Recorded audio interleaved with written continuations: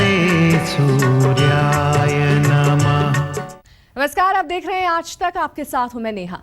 मंदिर ने बदल ली दिशा, कैसे भगवान ने स्वयं की अपने मंदिर की रक्षा, कुछ यही कहानी सुनाता है औरंगाबाद जिले के देव में मौजूद बेहद प्राचीन सूर्य मंदिर। जी हां, कहते हैं कि ये मंदिर पूर्वाभिमुख न होकर पश्चिमाभिमुख है, जो अपनी अनूठी शिल्प कला के लिए देश भर में विख्यात है और जिसका निर्माण स्वयं भगवान विश्वकर्मा ने कराया था।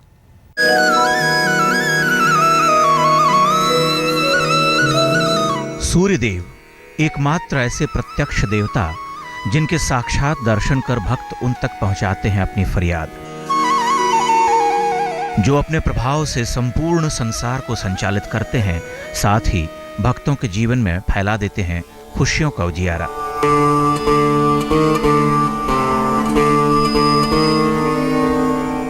अपनी रोशनी से भक्तों के जीवन को रोशन करने वाले भगवान सूर्य का एक ऐसा ही चमत्कारी धाम बसा है बिहार के औरंगाबाद जिले में, जो दुनिया भर में देव मंदिर के नाम से प्रसिद्ध है।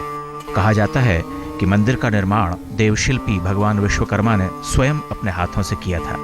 करीब 100 फुट ऊंचा ये सूर्य मंदिर स्थापत्य और वास्तुकला का अद्भुत नमूना है। त्रेतायुगीन ये सूर्य मंदिर अपनी ऐतिहासिकता और विशिष्ट कलात्मक भव्यता के साथ साथ पश्चिमाभिमुख होने के कारण विख्यात है। आमतौर पर सभी सूर्य मंदिर में मुख्य द्वार पूर्व दिशा की ओर होता है, लेकिन देव मंदिर पूर्वाभिमुख न होकर पश्चिमाभिमुख है। इसके पीछे भी एक कथा सुनने को मिलती है। मान्यता है कि एक बार बर्बर लुटेरा मूर्तियों और मंदिर को तोड़ता हुआ यहाँ पहुंचा तो देव मंदिर के पुजारियों ने उससे काफी विनती की कि इस मंदिर को न तोड़ें, क्योंकि यहाँ के भगवान का बहुत बड़ा महत्व है। इस पर लुटेरा हंसा और बोला कि यदि सचमुच तुम्हारे भगवान में कोई शक्ति है तो मैं रात भर का समय देता हूँ। यदि मंदिर का मुख पूर्व से पश्चिम हो जाए तो मैं इसे नहीं तोड़ूंगा। पुजारी रात भर भगवान से प्रार्थना करते रहे। सवेरे उठते ही हर किसी ने देखा कि सचमुच मंदिर का मुख पश्चिम की ओर हो गया था और तब से इस मंदिर का मुख पश्चिम की ओर ही है। यह देश के विरले सूर्य मंदिरों में है जिसका मुख पश्चिम की ओर है। किंवदंती है कि यह मंदिर जो है पहले पूर्व की ओर ही इसका मुख था, लेकिन एक दस्यु आक्रमण के समय पुरोहितों ने रात भर जाग करके अर्चना पूजा की और उसका जो मुख था वह पश्चिम की ओर चला गया। देव मंदिर में 7 रथों से सूर्य की उत्कीर्ण प्रस्तर मूर्तियां अपने तीनों रूपों उदयाचल, मध्याचल और अस्ताचल सूर्य के रूप में विद्यमान हैं। सूर्य पुराण में देव मंदिर की महिमा का बखान मिलता है। सूर्य पुराण के अनुसार एक राजा थे जो किसी ऋषि के शाप के कारण कुष्ठ रोग से पीड़ित थे। वे एक बार शिकार करने देव के वन में पहुंचने के बाद राह भटक गए। तभी राजा को एक छोटा सा सरोवर दिखाई पड़ा, जिसके किनारे वे पानी पीने लगे। पानी पीते हुए राजा के शरीर के जिन जगहों पर पानी का स्पर्श हुआ, उन जगहों से कुष्ठ के दाग जाने लगे।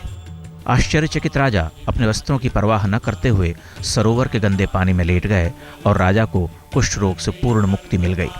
उस रात राजा ने इसी स्थान पर विश्राम किया और रात्रि में स्वप्न में भगवान सूर्य ने राजा को मंदिर निर्माण करवाने का आदेश दिया। कहते हैं भगवान की आज्ञा पर राजा ने इस सूर्य मंदिर की स्थापना करवाई। वह राजा कुष्ठ रोग से ग्रसित था, तो ऐसा उसको स्वप्न में आया, तो वह ऐसा ही उसने किया कि उसने पहले तालाब में नहाकर और वो मूर्ति वहाँ से निकालकर उनकी स्थापना यहाँ सूर्य मंदिर में कर दी और इस तरह राजा फिर स्वच्छ हो गया, उसका कुष्ठ रोग दूर हो गया। यूं तो साल भर दूर दूर से श्रद्धालु यहाँ अपनी मन्नतों की गठरियां लेकर आते हैं और मन्नत पूरी होने पर भक्त ब्रह्मकुंड में पवित्र डुबकी लगाकर और अर्घ्य देकर भगवान का आभार प्रकट करना नहीं भूलते। लेकिन हर साल चैत्र और कार्तिक के छठ मेले के दौरान यहाँ की छठा देखते ही बनती है, जब देश भर से लाखों श्रद्धालु इस पवित्र धाम में आकर भगवान भास्कर की आराधना करते हैं। भगवान भास्कर का ये त्रेतायुगीन मंदिर सदियों से भक्तों की मनोकामनाओं को पूर्ण करता आ रहा है। तभी तो 1.5 लाख वर्ष बीत जाने के बाद भी मंदिर की कीर्ति गुजरते दिन के साथ बढ़ती ही जा रही है। अभिनेश कुमार सिंह, औरंगाबाद, आज तक। अगर आपने सूर्यदेव को कर लिया प्रसन्न तो दूर हो जाएंगे सारे दुख, हर समस्या का मिल जाएगा समाधान। ये कहना है झुंझुनू के लोहारगल के लोगों का। मान्यता है कि ये देश का पहला ऐसा सूर्य मंदिर है जहां पत्नी संग विराजते हैं सूर्य भगवान और देते हैं भक्तों को खास वरदान।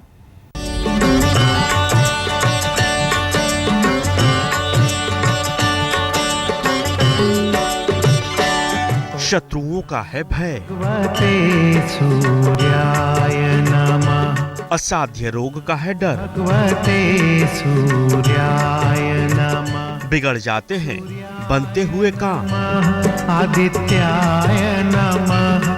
राजभोग का चढ़ाएं प्रसाद, आदित्याय नमः। सूर्य देव करेंगे हर बाधाओं से मुक्त।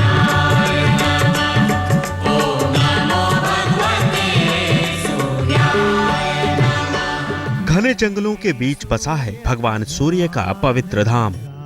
इनकी एक झलक भर से हो जाता है भक्तों का जीवन सफल, क्योंकि यहाँ पत्नी छाया संग विराजते हैं सूर्य देव। सुख समृद्धि पाए। झुंझुनू का लोहारगल कहते हैं धरती पर भगवान सूर्य का यहाँ पहला मंदिर है, जहाँ सूर्य देव पत्नी छाया संग भक्तों के हरते हैं सारे कष्ट। है ना जीवन में अंधियारा है। लेकिन यहाँ जगह पाना सूर्य के लिए नहीं था इतना आसान। इसके लिए सूर्य देव को करना पड़ा था कठोर तप।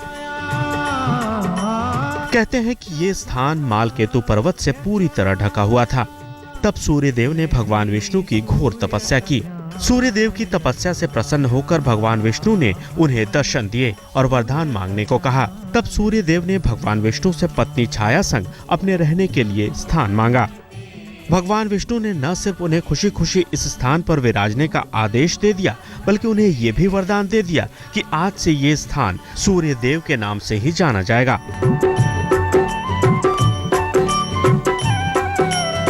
तब से ब्रह्मकुंड का नाम सूर्य कुंड पड़ गया। जब यज्ञ में भगवान सूर्य नारायण यहाँ आए थे तो बड़ा इनको अच्छा स्थान लगा और सूर्य नारायण भगवान ने विष्णु भगवान की तपस्या करके और ये स्थान अपने लिए निवास स्थान के रूप में प्राप्त किया। तो भगवान सूर्य यहाँ के निवासस्थ हैं। यहाँ पे इनके साथ में इनकी जो पत्नी आई थी सातवें यज्ञ में, वो संज्ञा नाम की स्त्री इनके साथ में आई थी और संज्ञा जी इनके तेज को बर्दाश्त नहीं कर सकी, तो उन्होंने एक माया सी स्त्री का निर्माण किया जिसका नाम छाया रखा। तो यहाँ पे छाया जी को स्थापित करके और स्वयं जो हैं बड़वा बन के घोड़ी बन के उत्तर कुरु में जाके तपस्या करने लग गई। इस जगह की महत्ता इस बात से साबित होती है कि दुर्गम क्षेत्र में होने के बावजूद भक्त यहाँ भारी तादाद में आते हैं और खुशहाली के लिए मन्नत मांगते हैं। मनोकामना पूरी होने के लिए वो इस हवन कुंड में सूखे नारियल के साथ साथ पूजा की सामग्री चढ़ाते हैं। मनोकामना पूरी होने पर भक्त यहाँ नारियल बांधना नहीं भूलते। ऐसा माना जाता है कि इस नारियल के साथ वो अपने सभी कष्टों को भगवान सूर्य के चरणों में अर्पित करते हैं और सभी तरह की बाधाओं से मुक्ति का आशीर्वाद पाते हैं। भगवान सूर्य देव यहाँ सपत्नी निवास करते हैं लोहारगल में। लोहारगल में यहाँ पे भगवान सूर्य कुंड में स्नान करके भगवान सूर्य देव के दर्शन करते हैं और सपत्नी मंदिर में भगवान से मनोकामनाएं बोलते हैं। जो भी मनोकामनाएं यहाँ बोली जाती है वो पूर्ण होती है भगवान की। और इसी जगह इस कुंड में स्नान करने से भगवान सूर्य देव के दर्शन करके मनोकामना मांगने से सारी मनोकामनाएं पूर्ण होती है। यहाँ चर्म रोग जैसा भी किसी भी प्रकार का चर्म रोग हो, कठिन से कठिन, वो भी यहाँ मुक्त होता है। जितनी बड़ी सूर्य देव की महिमा है उतना ही भव्य उनकी आरती का तरीका है। मंदिर में 3 बार पूरे तामझाम से सूर्य देव की आरती की जाती है, जिसमें राजभोग के भोग का विशेष महत्व होता है। कहते हैं रविवार को भगवान सूर्य का दिन होता है और अगर इस दिन मंदिर में राजभोग के चढ़ावे के साथ विशेष पूजा और आरती कर ली जाए तो भक्तों की सारी मनोकामनाएं पूरी हो जाती हैं, चाहे वो असाध्य रोग हो या फिर शत्रुओं का भय। इन सबों को दूर भगाते हैं सूर्य देव और भक्तों में करते हैं आत्मबल का संचार। झुंझुनू से नैना शेखावत के साथ आज तक ब्यूरो। सूर्यदेव। हालांकि यहाँ भी बसना सूर्य के लिए इतना आसान नहीं था। इसके लिए उन्हें करनी पड़ी कठोर तपस्या, तब जाकर प्रसन्न हुए भगवान और उन्हें मिली यहाँ पर जगह। क्या है सूर्यदेव के यहाँ बसने की पूरी कहानी, चलिए जानते हैं। एकचक्रो रथो यस्य दिव्य कनकभूषितः समे भवतु सुप्रीतः पद्महस्तो दिवाकरः। सूर्य ने किया तप, दिव्य रूपम विष्णु हो गए प्रसन्न, भुक्तिं च मुक्तिं सूर्य को दी बसने की जगह। नित्यं भावा ब्रह्म क्षेत्र बन गया सूर्य क्षेत्र। सदा नराणाम् नंदिनी नलिनी सीता। झुंझुनू का लोहारगल, जो अब सूर्य क्षेत्र के नाम से जाना जाता है, लेकिन अनादिकाल में भक्तों के बीच ये ब्रह्म क्षेत्र के नाम से प्रसिद्ध था। विष्णुपादा कहते हैं धरती पर भगवान सूर्य का ये पहला मंदिर है जहाँ सूर्य देव पत्नी छाया संग हरते हैं भक्तों के सारे कष्ट। इस पवित्र भूमि का नाम ब्रह्म क्षेत्र से बदलकर सूर्य क्षेत्र क्यों हो गया, इसकी कहानी भी बड़ी दिलचस्प है। त्रिदशेश्वरी द्वादशैतानि नाम। कहते हैं ब्रह्म क्षेत्र वो स्थान है जहाँ भगवान विष्णु ने शंखासुर नामक दैत्य का वध करने के लिए लिया था मत्स्य अवतार। शंखासुर का वध कर विष्णु ने वेदों को उसके चंगुल से छुड़ाया था। वेदों की सकुशल वापसी के बाद देवताओं ने विष्णु की पूजा अर्चना की और पूछा कि प्रभु इस प्रदेश का नाम क्या होगा। इस पर विष्णु ने कहा कि आप लोगों को ब्रह्मा जी ने यहाँ पर भेजा है, इसलिए इस क्षेत्र का नाम ब्रह्म क्षेत्र होगा और कुंड का नाम ब्रह्म कुंड।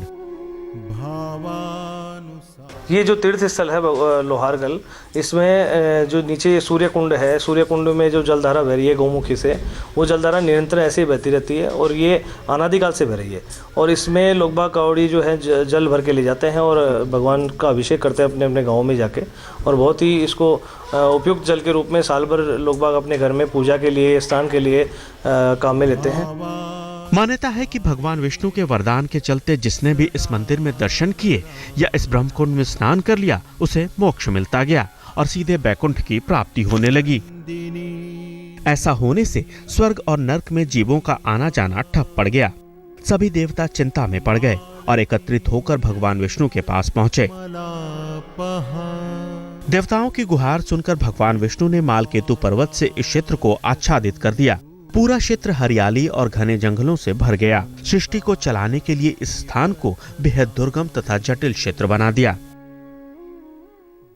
ये स्थान जो है पहाड़ों से घिरा हुआ है, अरावली श्रृंखला से यहाँ घिरा हुआ है चारों तरफ, और इसमें हरी भरी चारों तरफ वादियाँ हैं और यहाँ झरने चलते हैं। बहुत ही अच्छा मनोरम दृश्य रहता है। श्रावण मास में यहाँ बहुत अधिकतम कावड़ियों की पैदल यात्राएं जो भगवान शंकर को जल चढ़ाने के लिए यहाँ से लेके जाते हैं भगवान सूर्य के आशीर्वाद से। और सभी जगह जो मेले में भादवे में यात्रियों का आवागमन रहता है बहुत अच्छा। और संडे को, रविवार के दिन यहाँ ज़्यादा करके यात्रियों का आवागमन ज़्यादा रहता है। इसके बाद सूर्य देव ने यहाँ भगवान विष्णु की तपस्या की और उनसे इस स्थान पर पत्नी छाया संग विराजने का आशीर्वाद प्राप्त किया, जिसके बाद से ये स्थान ब्रह्म क्षेत्र के बजाय सूर्य क्षेत्र के नाम से जाना जाने लगा। झुंझुनू से नैना शेखावत के साथ आज तक ब्यूरो। में आज के लिए बस इतना ही। देश और दुनिया की तमाम खबरों के लिए देखते रहिए आज तक।